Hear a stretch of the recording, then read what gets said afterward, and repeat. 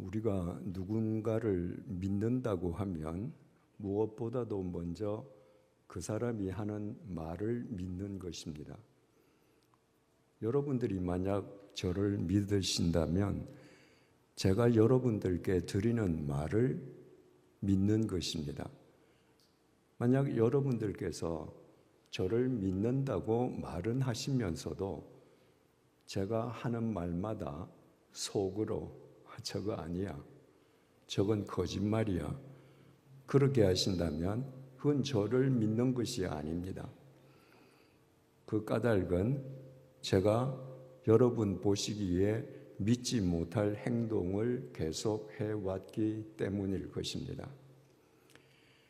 게다가 만약에 제가 그 의미와 본래의 힘을 상실한 단어나 말을 사용한다면 여러분들은 제 저의를 의심할 것입니다. 예를 들어서 제가 이렇게 말한다고 하십시다. 저는 평생 애국, 애족에 제 목숨을 걸었습니다. 애국, 애족은 일평생 변함없는 나의 좌우명입니다. 누가 제게 천만금을 준다 할지라도 제게로부터 애국, 애족은 빼앗아 갈 수 없습니다. 제가 만약에 이렇게 말한다면 여러분들 속으로 저 사람은 왜 저래? 저 사람 출마하려나? 이렇게 생각하실 것입니다. 그 이유는 간단합니다. 우리말 중에서 애국, 애족이라는 말이 오염되어서 그 본래의 의미와 힘을 상실해버렸기 때문입니다. 애국, 애족과는 아무 상관도 없이 오직 당리, 당략과 권력, 욕에 눈먼 정치가들이 단지 표를 더 얻기 위해서 애국, 애족이라는 단어를 남발하면서 그 말이 오염되어 버렸습니다. 그래서 한국에서 그 단어를 쓸 수가 없습니다. 그 단어를 쓰면 저 사람 정치하려나 보다 하고 오해받기가 십상입니다. 정말 불행한 일이죠. 나라를 사랑하고 민족을 사랑한다는 것은 정말 중요한 일인데 우리나라에서는 그 애국, 애족이라는 말을 쓸 수가 없습니다. 만약 애국, 애족이라는 말이 우리 한국인의 삶 속에서 일상적으로 자연스럽게 나오게 되려고 하면 정치가들이, 모든 사람들이 삶으로 정말 나라 사랑, 민족 사랑을 실천하는 것입니다. 그때 세월을 두고 의미와 힘을 상실했던 애국, 애족은 본래의 의미와 힘을 되찾게 될 것입니다. 오늘날 교회가 세상으로부터 신뢰를 상실한 여러 가지 이유가 있겠지만 그 중에 큰 이유 가운데 하나는 그리스도인들이 사용하는 단어가 세상 속에서 신뢰를 상실했다는 것입니다. 그 의미와 힘을 잃어버렸다는 것입니다. 그리스도인들은 사랑을 외칩니다.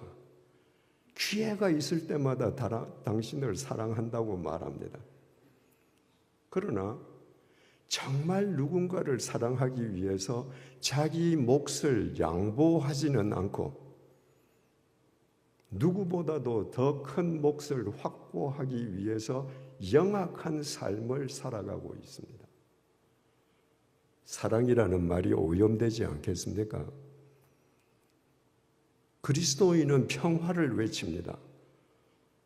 평화를 외치는 교회마다 분열과 다툼이 없는 교회가 없습니다. 그런 사람들이 외치는 평화가 그 본래의 의미를 가질 수 있겠습니까? 그리스도인들은 용서를 얘기합니다. 용서한다, 용서하자고 얘기합니다. 그런데 교회 안에서 다투면서 그 다툼이 교회 안에서 끝나지 않고 일반 법정까지 갑니다. 용서할 줄 모르는 겁니다. 그리스도인들은 사회 정의를 외칩니다. 그러나 자기 지갑에 관한 한, 자기 돈벌이에 관한 한 사회 정의를 외면하고 살아갑니다. 몇 해 전에 여러분들 다 아시겠습니다마는 미국 국세청에서 미국 땅으로 이민 온 외국인들 가운데에 탈세를 가장 많이 하는 민족이 한국 민족이라고 발표했습니다.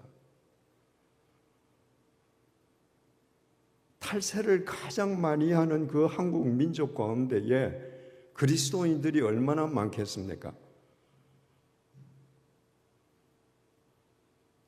그들이 성실과 정의를 얼마나 외쳤겠습니까? 그런데 자기가 돈 버는 데에서는 탈세도 서슴지 않았습니다.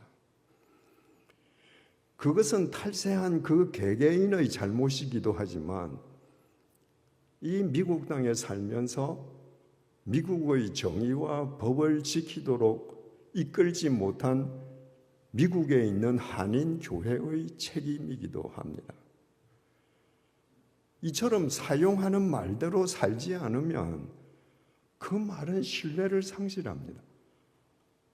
그래서 세상 사람들이 우리 말을 믿지 않습니다. 인도의 간디가 이렇게 말하지 않았습니까? 나는 예수는 좋아한다. 그러나 예수 믿는 사람들은 싫어한다.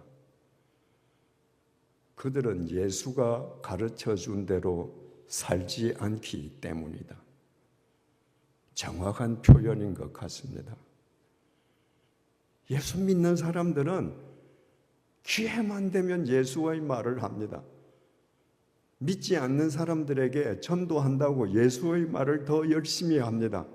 그런데 예수의 말대로 살지는 않습니다. 그래서 예수 믿는 사람들이 예수의 말을 오염시키는 역설을 범하고 있습니다.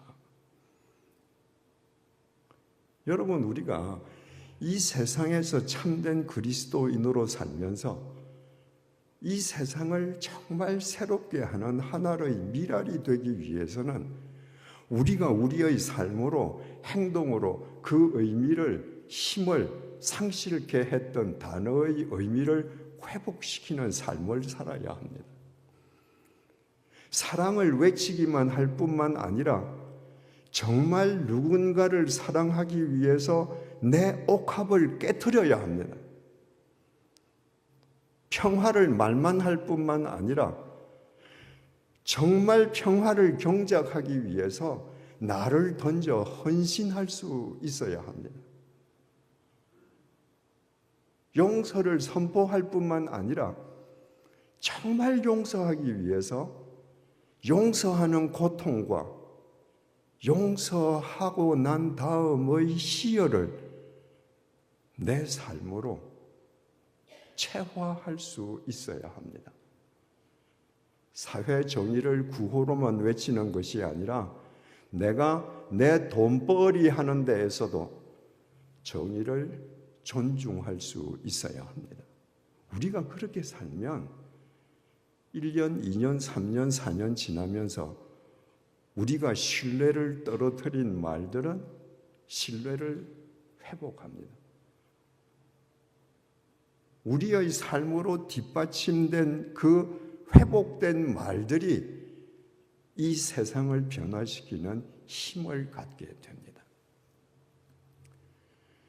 우리가 신뢰를 떨어뜨린 말들을 회복시키는 데 있어서 가장 시급하게 행하여야 될 또 하나의 명제는 우리가 다니는 교회 이름을 회복시켜야 된다는 거예요. 여러분, 교회마다 다 듣기 좋고 멋진 의미의 이름을 갖고 있습니다.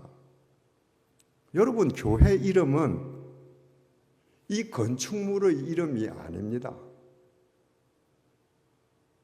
교회 이름은 나중에 뒤에 가서 다시 말씀드리겠습니다만은 그 교회를 구성하고 있는 사람들 공동체 이름입니다.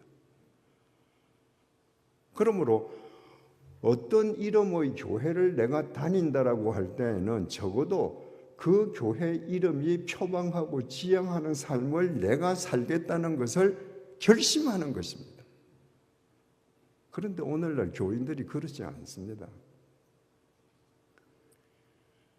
한국 교회 이름들 가운데에는 거룩할 성자가 붙은 교회가 참 많습니다. 거룩한 성자가 붙은 교회를 다니는 교인들이 거룩하게 살아야 되지 않겠습니까? 근데 세상 사람들보다 더 세속화된 사람들이 부지기수입니다. 그렇다면 그 사람들은 자신이 다니고 있는 교회 이름을 짓밟는 겁니다. 그렇게 하고 그 사람이 그런 삶을 살면서 거룩한 성자가 붙은 우리 교회 가자고 믿지 않는 사람한테 얘기하면 누가 응하겠습니까? 빛 광자를 쓰는 교회도 많습니다. 근데 세상보다 더 짙은 흑암 속에서 살아간다면 그 교회 교인들이 그 사람들의 삶으로 교회 이름을 조롱하는 거 아닙니까? 충성 충자가 붙은 교회도 많습니다. 하나님의 말씀에 충성하면서 살자는 겁니다. 그런 교회 다니면서도 자기 욕망에 충성하는 사람들이 더 많습니다. 그러면 그런 사람이 자기 교회 이름을 우선거리로 만드는 거예요. 국내외에 사랑의 교회라는 이름을 가진 교회들이 많습니다.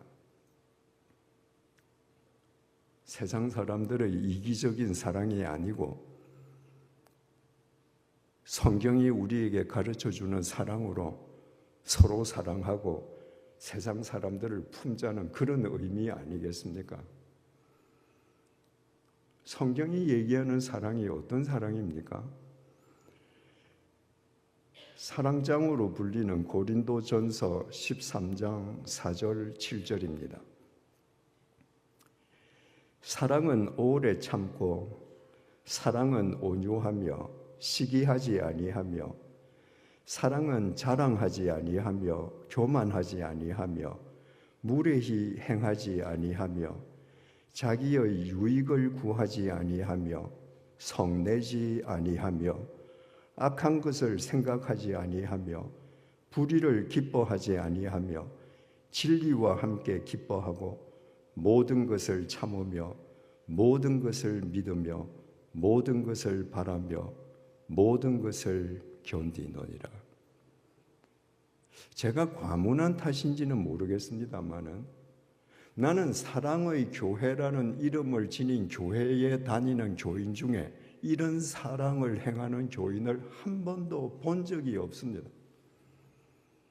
이름은 사랑의 교회라고 짓고 세상에서 살아갈 때는 지극히 자기 중심적인 이기심만으로 살아간다면 그 교인들이 성경의 사랑을 희화화하는 것 아니겠습니까? 그러므로 교회 이름을 의미 있고 아름답게 짓는다.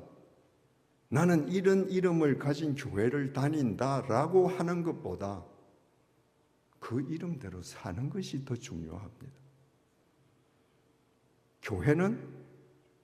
교회를 창립하는 사람들은 교회의 멋진 이름을 짓는 것으로 끝나는 것이 아니라 그 교회에 속하게 될 교인들이 그 교회 이름대로 살 수 있게끔 교회의 정체성과 가치관, 목표를 분명히 하고 제도를 구축하는 것이 더 중요합니다. 그러지 않으면요, 교회 이름은 교인들의 삶과는 아무 상관이 없는 공기의 진동에 끝날 뿐입니다. 제 자신의 경험담을 말씀드리는 걸 오해 없이 들어주시기 바랍니다. 지금부터 35년 전 일입니다. 저희 집 2층에서 성경 공부를 하던 몇 가정과 함께 제가 전혀 뜻하지 않았던 교회를 시작하게 되었습니다. 그때 교회 이름을 어떻게 할 것인가? 함께 성경 공부하시던 분들이 많은 의견을 제시했습니다. 그러다가 최종적으로 주님의 교회라고 이름을 지었습니다. 가이사랴 빌립보에서 예수님께서 베드로에게 너에게 내가 도대체 누구냐? 라고 물었을 때 베드로가 그 위대한 신앙 고백을 하지 않습니까? 주는 그리스도시요 살아계신 하나님의 아들이십니다. 예수님은 지금 로마 황제의 옷을 입고 있지 않습니다. 빈민촌 달동네 나사렛에서 사시고 갈릴리에서 사역하신 주님의 그 몰골은 형편없습니다. 그 주님을 향해서 당신이 그리스도, 당신이 인간을 구원하러 이 땅에 오신 메시아십니다. 당신이 성자 하나님이십니다. 하나님의 아들이십니다. 하나님의 아들이라는 게 무슨 말입니까? 개 새끼는 개 아닙니까?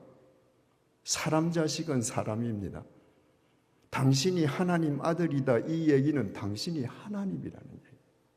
당신이 메시아고 당신이 하나님이라는 겁니다. 주님께서 반석 같은 그 고백을 받으시고 그래, 네가 그렇게 멋지게 고백했으니까 내가 너희들 교회를 만들어 줄게. 이렇게 말씀하시지 않았습니다. 베드로의 그 반석 같은 고백 위에 내 교회를 세우리라 말씀하셨습니다. 이 세상 모든 교회는 특정인의 교회가 아니고 주님의 교회입니다. 그래서 이 교회가 주님 오시는 날까지 주님의 교회가 되기를 원하는 마음으로 주님의 교회라고 이름을 지었습니다. 이름만 주님의 교회라고 지은 것이 아니라 주님의 교회로 명명된 그 교회가 정말 주님의 교회로 존속될 수 있게끔 여러 가지 제도와 행동, 강령을 만들었습니다.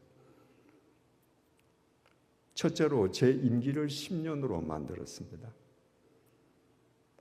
여기 미국 UMC 감리교회는 예외입니다만 보통 한인교회는 어떻습니까? 한 목사님이 20년 이상 목회하시고 퇴임하시면 원로 목사님이 되셔서 돌아가실 때까지 영향력을 행사하지 않습니까? 주님의 교회 아닌 거죠. 목사의 교회인 거죠. 그래서 주님의 교회는 어떤 특정 목사가 좌지우지할 수 없도록 임기를 10년으로 정한다. 그래서 제가 10년 제 임기를 끝내고 먼저 떠났습니다. 주님의 교회는 앞으로 영원히 원로 목사가 있을 수 없습니다.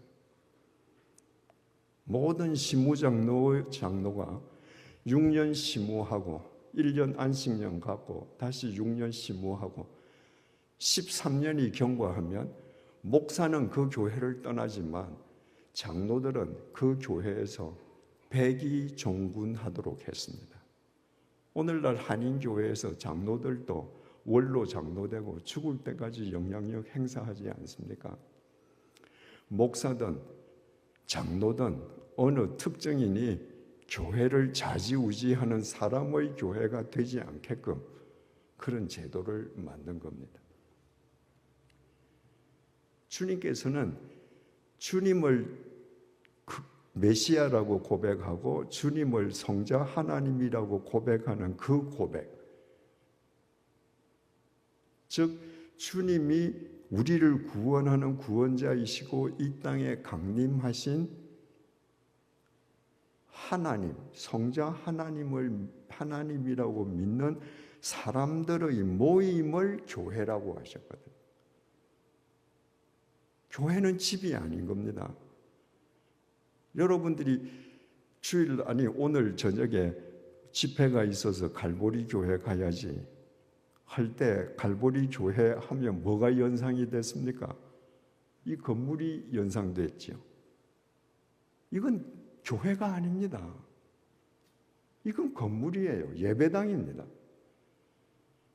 여러분들이 앞으로 갈보리 교회 가야지 라고 할 때 여러분 눈앞에 이 건물이 아니라 여러분들 사람이 보여야 합니다. 교회는 제도나 사람이 아니라 제도나 건물이 아니라 주님을 주인으로 모신 사람의 모임이라는 것을 실천하기 위해서 주님의 교회는 자체 예배당을 소유하지 않기로 했습니다. 그래서 강남 YMCA 건물을 빌려서 예배를 드리다가 정신여고가 모든 학생들이 다 함께 모여서 예배 드리는 강당이 필요하다는 이야기를 듣고 정신여고와 협의를 통해서 지금부터 25년 전에 120억을 들여서 강당을 지어서 무상으로 정신여고에 기증하고 학생들이 사용하지 않는 강당을 주일날 예배당으로 주님의 교회가 빌려 쓰기로 했습니다. 주님께서 말씀하시는 교회는 건물이 아니라 사람이라는 것을 실증적으로 실행하기 위함이었습니다.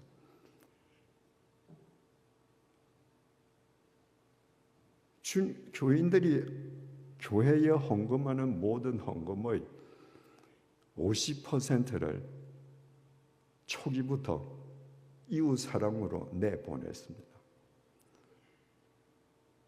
주님께서 가장 중요한 계명이 하나님을 사랑하는 것과 이웃을 네 몸처럼 사랑하는 것이라 그러시지 않았습니까? 그러니까 교인들이 모여서 하나님을 사랑하고 예배하고 성경 공부하는데 헌금의 50%, 예배당 바깥에 있는 사람들을 사랑하는 데에 50%, 그렇게 규정을 만들었습니다. 주님께서 십자가에 못 박히셔서 돌아가신 그 순간에 지성소를 가렸던 휘장이 찢어졌습니다. 예수 그리스도 안에서 누구든지 하나님 앞에 나아갈 수 있는 거예요. 그래서 베드로 사도가 너희는 모두 왕같은 제사장이라고 그랬습니다.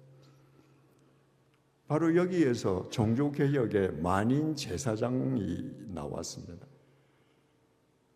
우리는 예수 그리스도께서 찢으신 그 휘장 사이로 예수 그리스도를 통해 누구든지 하나님 앞에 설 수 있는 제사장인 거예요. 그런데 공예배 시간에 장로님 외에는 기도를 못합니다. 개신교의 핵심은 만인 제사장인데 기도하는 제사장 역할은 장로님만 해요. 한국 교회는. 그래서 주님의 교회에서는 세례받은 지 1년 이상이 된 만 20세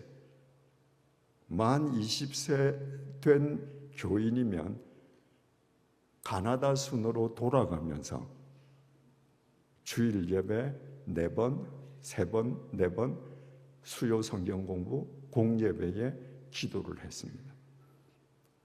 여기 계신 장로님들을 제가 욕하는 것 아닙니다. 장로님들만 주일마다 기도하면요, 여러분들 다 아시잖아요. 그 내용이 천편일률적입니다. 새로울 수가 없습니다. 수많은 교인들이 일주일에 4사람이 교회 기도를 하면요, 자기 기도 순서가 수십 년 만에 한 번 옵니다. 20대 청년들이요, 기도를 준비해서 예배 시간에 기도를 하고, 주님의 교회에서도 그랬고 100주년 기념교회에서도 그랬고, 제가 제일 앞자리에 앉으면 기도자는 제 옆에 앉았습니다.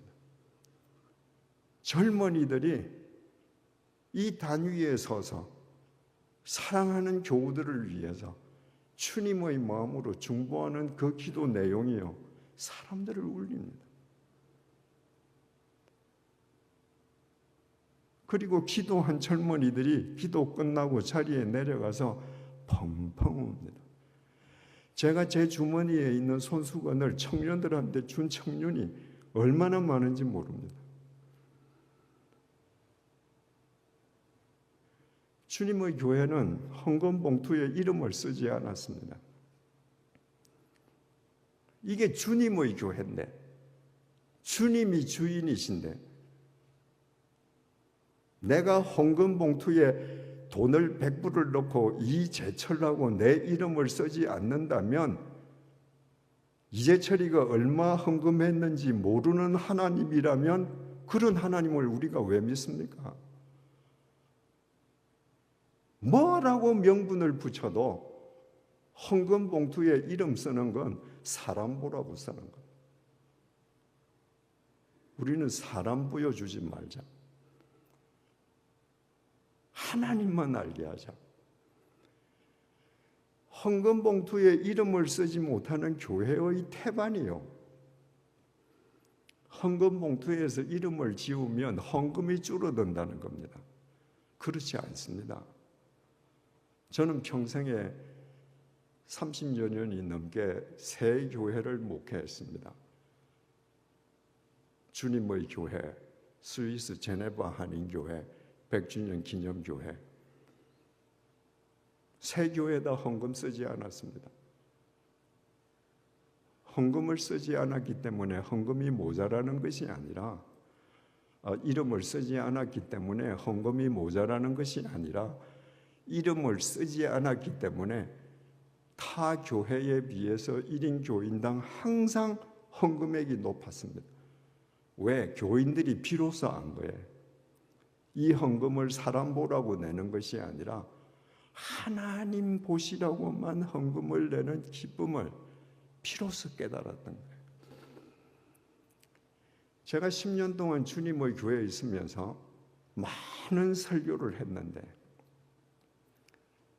그 설교를 한 줄로 요약하자면 우리 사회도, 우리 교회도, 우리 인생도 주인은 주님이시라는 겁니다. 제가 퇴임한 지 25년이 지났습니다.